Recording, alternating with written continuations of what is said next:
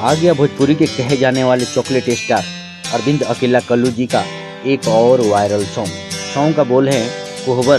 जी हाँ, कोहबर बहुत ही प्यारा और सुपर सॉन्ग है। इस सॉन्ग में अरविंद अकेला कल्लू जी, उनके साथ नेहा राज जी का मधुर आवाज़ है।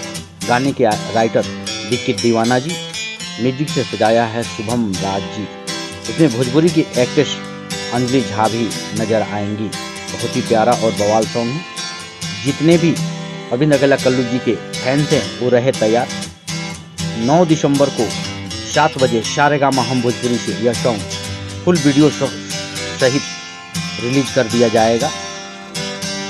साथ ही अगर आप हमारे चैनल पर नए हैं तो चैनल को सब्सक्राइब कीजिए, शेयर कीजिए, ढेर सारा दुलार प्यार हमें दीजिए।